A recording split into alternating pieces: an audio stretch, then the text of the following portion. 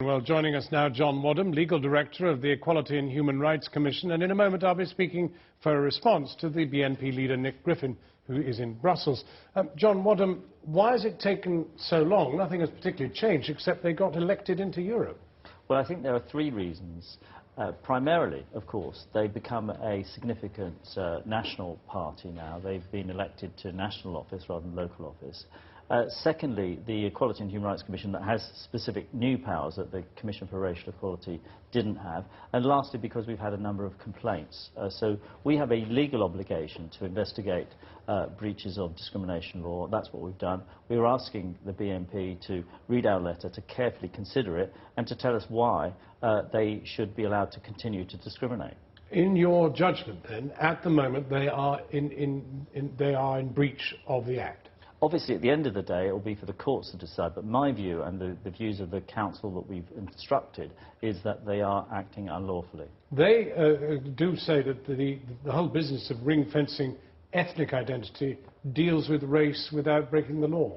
Well, that might be true of a membership association that's designed to benefit its members, but it's not about political parties. Political parties are there to seek political power, and I don't think that exemption applies to them, and nor should it.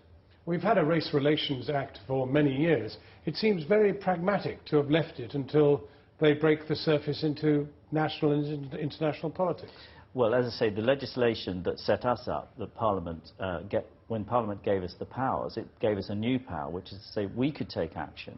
Not surprisingly, individuals from ethnic minorities and people who are from Asian or black origins are less likely to join the BNP, and if they get refused, they're less likely to complain about it. That's why we had this particular power, because we can seek to ensure that the BNP acts according to the law. That's all we're asking them to do, act according to the law. They've dismissed you as a bunch of bureaucrats. What happens if they ignore the date and do nothing? Well, obviously, we've written to them a detailed letter asking them to reassure us, asking them to deal with the points we've made. It's for them to respond. If we are satisfied, then that may be the end of it. If we're not satisfied, then, of course, we will have to consider applying to the court, and then finally it will be for the court to decide whether they're acting lawfully or not. I'm afraid I don't think they are. Well, as I said, the BNP leader, Nick Griffin, is in Brussels. Nick Griffin, are you going to answer the letter, and indeed, are you going to change your rules of membership? We will answer the letter. Nevertheless, you've heard John Wadham say, and after all, you've said that you believe in the rule of law, that what you're doing currently, as far as your membership is concerned, flouts the law. Well, the letter is saying that it may flout the law. They think that we may be breaking the law. We're told that their legal counsel says that we are. Our legal counsel says that it's very clear that we're a Section 25, Section 26 exempted organisation, because we are here, as it was pointed out, for specific ethnic groups. It's nothing to do with colour. Your reporter there said that we'll only lift a finger for white people. That's a simple lie.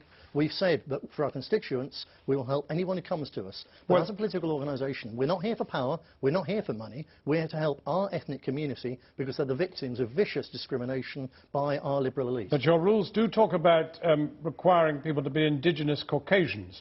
And you do also talk about collective national, environmental, political, racial, folkish, social, cultural, religious and economic interests of the indigenous Anglo-Saxon, Celtic and Norse folk. Yeah.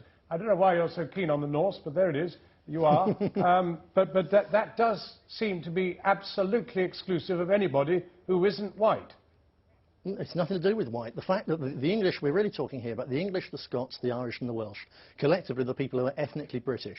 And the fact that whiteness is a marker of that, clarify, whiteness isn't the issue. A black Welshman is perfectly permissible in your party? No, there's no such thing as a black Welshman. You can have a black Briton, but you can't have a black Welshman. Well, Welsh is about people who lived in Wales since the end of the last ice age. You know, we're the Aboriginal, we're the first people of these islands. What do you tell that to an ethnic West Indian who has lived, whose family have descended from 200 years of living in Tiger Bay? Yeah, of course he's entitled to be there, he's British, but if you or I went to, say, China, or if our grandparents had gone to China, we would still be ethnically English or Scottish or whatever. We wouldn't be ethnically Chinese. But you would not want... And it's a racist nonsense directed against our people. You would not want him in your party? We'd be happy to act for him.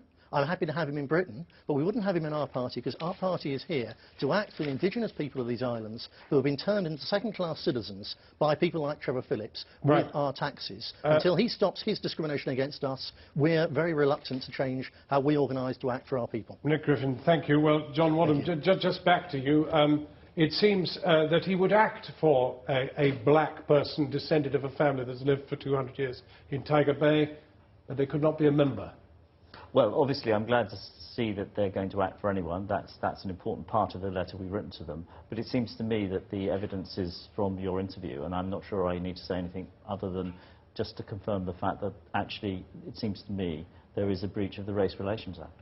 John Wadham, thank you very much for coming in.